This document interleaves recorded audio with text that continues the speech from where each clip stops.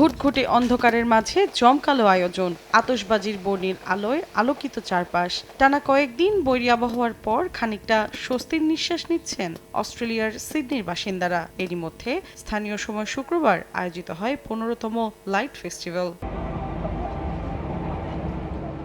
এবার opera house আলোকিত হয়েছে প্রয়াত শিল্পী ডেভিড ম্যাকডিয়ারমিডের শিল্পকর্মে, আর সিডনির মিউজিয়াম অফ কন্টেম্পোরারি আর্টে প্রদর্শিত হচ্ছে আদিবাসী শিল্পী ভিনসেন্ট নামাটজিরার চোখে দেখা অস্ট্রেলিয়ার ঔপনিবেশিক ইতিহাস ও ফার্স্ট নেশন সংস্কৃতির।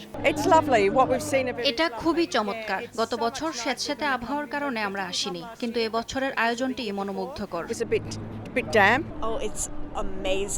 এটি অসম্ভব সুন্দর। আমি এর আগে কখনো এমন কিছু উপভোগ করিনি। ৫টি ভিন্ন ভিন্ন জায়গায় ২০০ শতাধিক ইভেন্টে সাজানো হয়েছে এবারের আয়োজন। ২৩ মে থেকে শুরু হওয়া এই উৎসব চলবে আগামী ১৪ জুন পর্যন্ত। সংশ্লিষ্টরা বলছেন, সিডনির এই উৎসব শুধু শহরকেই আলোকিত করছে না, চাঙা করছে অর্থনীতিও।